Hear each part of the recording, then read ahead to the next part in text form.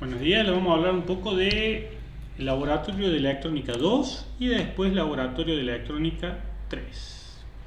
Pero vamos a empezar con el número 2, Laboratorio 2. Laboratorio 2 lo tenemos acá, la actividad. ¿Qué dice? ¿Qué es un semiconductor? ¿Qué es un diodo rectificador? Diodo Zener, diodo LED. Bien. Acá nos vamos a ir al libro. Justo se conectó un compañero. Hola, ¿cómo anda? Hola, profe, ¿cómo va? Buenas tardes. Muy bien, ¿y usted? Bien, bien. Bueno, vamos a trabajar, ¿le parece? Con electrónica 2. ¿Sería? ¿O 3? ¿Qué es el último que vio? Sí, era lo que me pasaste. De capacitores. ¿No le pasé de capacitor? Bueno, sí, la tarea que tengo pendiente que se me complicó, todo lo que capacitores, con la Exactamente. psicología y todo eso. Bien. Ahora vamos a ver un poco lo que es el semiconductor, diodo, diodo rectificador, diodo Zener y diodo LED. Nada más. Todo eso lo vamos a trabajar del libro. Después me tengo que acordar de pasárselo en imágenes. Sí. Bueno, vamos a trabajar acá. Vamos a ver el capítulo que nos toque.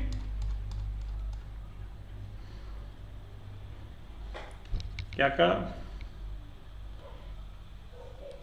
debe estar entre la 125 o la 137.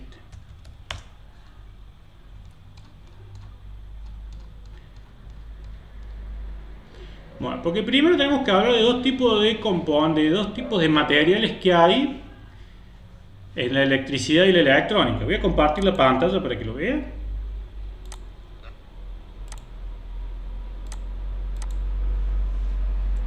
Que hay dos tipos de materiales clásicos que hay en la electricidad y en la electrónica. El primero son los conductores y los otros los que no conducen, los aislantes. Una cosa o la otra. En principio, excepto que hay materiales que se llaman semiconductores, que no son ni una cosa ni la otra, o son una cosa o son la otra. Bueno, lo lindo que tiene es que el semiconductor, usted puede elegir cuándo sea conductor y cuándo sea aislante. Eso no es ni más ni menos que un semiconductor. Por ejemplo, el diodo rectificador, ¿qué hace? Elegimos que sea semiconductor, que sea conductor, que hace en un semiciclo de la onda, y hacemos que sea aislante en la otra. Entonces recuerden, la primera pregunta que dice ¿qué es un semiconductor? Es un material que tiene 4 electrones en su última órbita, específicamente. Y conceptualmente es un material que se puede comportar como conductor o como aislante. Eso depende de qué le vamos a hacer, de qué tipo de componente se trate, ¿no es cierto? Bueno, acá le dice, semiconductor tiene un significado diferente, una conductividad intermedia que dice, y acá dice en electrónica, el material que conduce o no la corriente eléctrica según sea su sentido, que vendría a ser ni más ni menos que la primera unión de dos semiconductores, el diodo. Acá surgió la verdadera revolución de la electrónica con los semiconductores. Entonces la primera pregunta que dice, ¿qué es un semiconductor? Es un material que no es ni conductor ni aislante, es una mezcla entre los dos. Vamos al diodo rectificador. Empieza en la página 137 la actividad. Diodo rectificador, el más simple de todo. Acá está constructivamente y el símbolo. Que es como una válvula unidireccional. Deja pasar el sentido de corriente en un sentido. En un sentido pasa, en el otro sentido no pasa. ¿Qué preguntas es? ¿Qué es lo que es? Ahí lo dijimos. ¿Cuál es el símbolo? Bueno, acá está el símbolo. ¿Para qué se lo usa al diodo rectificador? El ejemplo más clásico, la fuente. Para pasar de corriente alterna a corriente continua. El ejemplo de cajón. Y después, ¿cómo se lo controla para saber si funciona o no un diodo? ¿Se acuerda cómo se hacía? Y con un tester. Exactamente. Para un lado conduce, para el otro no. Perfecto. Esa respuesta no está acá, pero usted la escribe porque ya sabe cómo es. Simple. Después del diodo Zener, el diodo rectificador, tenemos el diodo. Vamos a ver tres clases de diodos. Hay males, claro, pero con esto estamos. Diodo Zener. ¿Qué es el diodo Zener? Es un diodo que parece como el diodo común. La única diferencia que cuando está polarizado en inverso, cuando supera cierto umbral, empieza a conducir. Acá está. Vamos un poquito más avanzado. Si lo tiene acá como diodo Zener. Bueno, acá en la página esta, en la 142, acá tiene el ejemplo del diodo rectificador.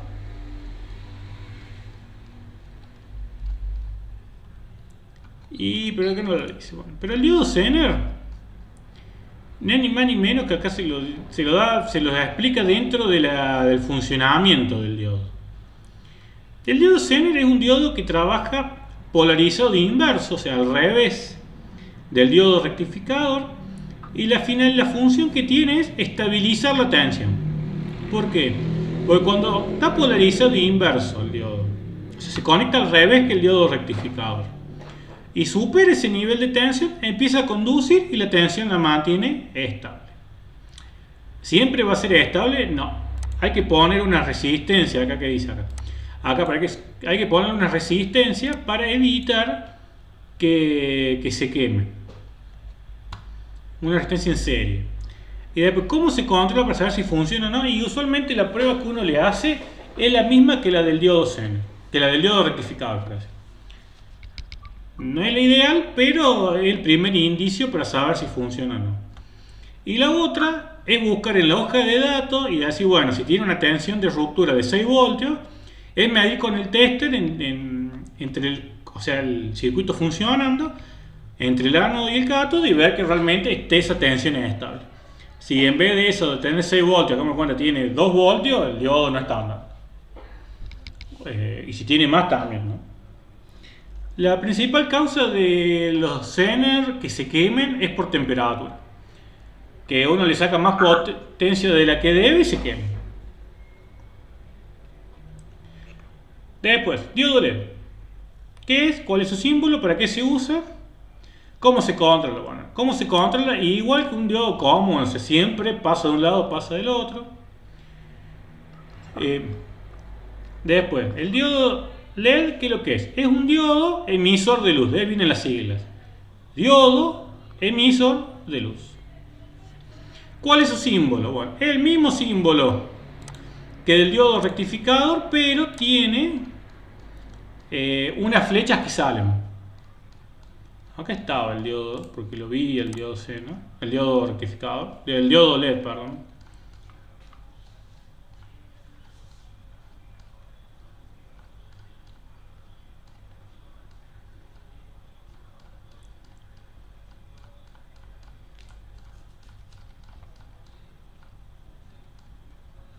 No, acá no está esta parte. Voy a hablar del transistor directamente.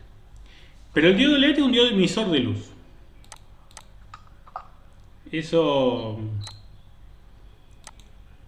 Y el simbolito, mire, lo vamos a buscar acá en internet, porque diodo LED hay muchísimo en internet, como que no. Fíjese. Acá tienen los distintos tipos. Fíjate, los diodos tienen esta particularidad que la pata más larga es el ánodo y la más corta es el cátodo. Bien, y ahí tenemos todo. Ahí está el símbolo, miren.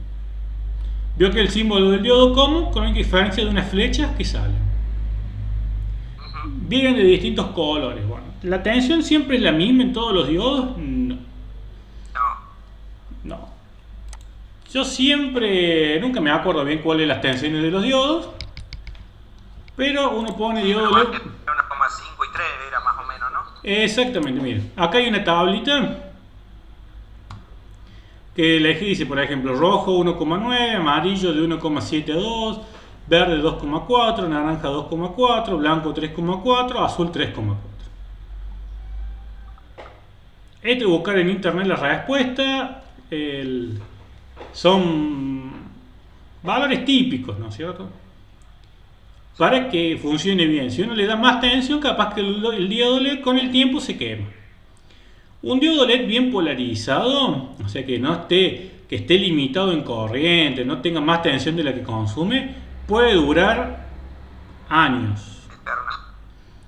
Sí, las lámparas a LED se nos queman, las que tenemos nosotros, bueno, porque están diseñadas para que duren poco, ¿no? No hay otra explicación. Sí, otra cosa, aparte que no tenemos una tensión estable tampoco. Claro, pero igual, si tuviese un circuito regulador, tampoco sería un problema, ¿no? Pero estaríamos pagando 1000 pesos una lámpara. Es un negocio, es un negocio. Es una cuestión de negocio. Fíjese los indicadores a LED viejitos de un radio reloj viejo. A ver que a lo mejor tienen 30 años y andan igual que el primer día. Los 7 segmentos, por ejemplo. Los displays 7 segmentos. Son del año de ñopi y de los años 80 y hasta el día de hoy andan igual de bien que en su momento. Es una cuestión de diseño constructivo, nada más. Igual que los semáforos, veo que son a LED, andan bárbaros y se queman. Y dice, pero hay cosas que ameritan. Los relojes que te ponen andan una semana, 10 días y después no andan más. Exactamente. Después tenés que estar estirando si están en 5, en 6, Pero la teoría del principio de funcionamiento del LED es igual que la del diodo y en principio un diodo rectificador, ¿cuánto tiempo dura? Si está bien calculada la fuente, eternamente. Se suelen quemar cuando uno le hizo un cortocircuito o le sacó más corriente de la que pedía. Bueno, y el LED en principio es lo mismo. Y lo último, como para cerrar el tema, la diferencia es, por ejemplo, vio los teles a LED, la mayoría no es que cada píxel es un LED, sino que la luz que ilumina es a LED. Ajá. Ese es un detalle que, igual que las computadoras son a LED, en realidad la luz blanca que le hace falta es a LED. Porque cada píxel se forma a través de filtros que dejan pasar cierto espectro de la luz. Porque la luz blanca tiene todos los colores, entonces usted deja pasar a alguno y así forma los colores en la pantalla. Pero bueno, eso más o menos es. Sobre todo se hace mucho hincapié en esta guía, es cómo se prueban las cosas. Por ejemplo, ¿cómo probar un LED? Y con el tester, o si no vio con el tester, usted lo pone en la parte para medir HFE bio de los transistores. Bueno, y usted lo pone ahí entre P y N, del PNP y el NPN, bueno, ahí va a ver que el LED se le prende. Genera una tensión como para prenderlo. Yo lo uso y le digo que es la mejor forma, porque encima vio que los LED, todos esos transparentes, uno no sabe de qué color son hasta que se prenden. Entonces uno lo conecta ahí en el tester, prende y ya sabe de qué color es y todo. Una forma práctica como para ver si sabe. Bueno, ese sería la guía, el resumen de la guía, o sea, no para ir haciéndolo. Perfecto. Bueno, yo se lo voy a estar mandando, mañana le mando las imágenes, ¿le parece? Sí, yo voy a ver si esta noche ya me quedaré un rato más y ya termino lo de la semana pasada. Bueno, dele. Si puede, cuando vaya pudiendo, hace esta y me la envía, así ya queda el día. Bárbaro. No hay fecha de vencimiento, pero cuanto antes, mejor, así no se le acumula. No, para no acumular, exactamente. Bueno, ya, si no tiene duda, está libero. No, está todo más que claro. Buenísimo. Muy bien, Bueno, muchas gracias. Nos vemos. Chao. Chao, hasta luego.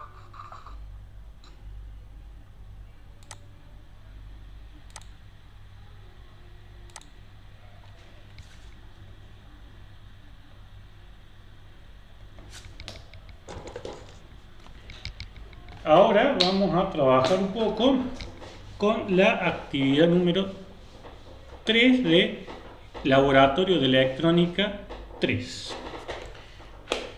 Seguimos viendo amplificadores operacionales, con la particularidad que en este momento se va a empezar a trabajar con el amplificador, el el modo realimentación negativa, que consiste en un tipo de conexión que tiene algunas ventajas que las vamos a empezar a ver ahora. Pero antes vamos a ver la guía y que habla que la realimentación positiva y la negativa. Y después dice cómo funciona el amplificador operacional realimentado negativamente en modo inversor y el amplificador operacional realimentado negativamente en modo no inversor. Circuitos y fórmula. Perfecto. Vamos al índice. Vamos a buscar amplificadores operacionales, que es el capítulo 15, si no recuerdo que venimos trabajando.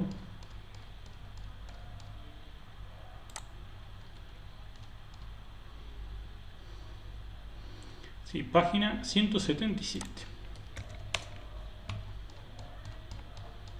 Amplificador operacional, la guía número 1, ¿se acuerdan que hablábamos un poco de la historia, del circuito interno, el símbolo? La actividad número 2, que hablábamos del comparador y el seguidor de tensión. Y la actividad número 3, que comienza en la página 183, que habla de la realimentación negativa y positiva. La realimentación positiva no es ni más ni menos. Acá vemos.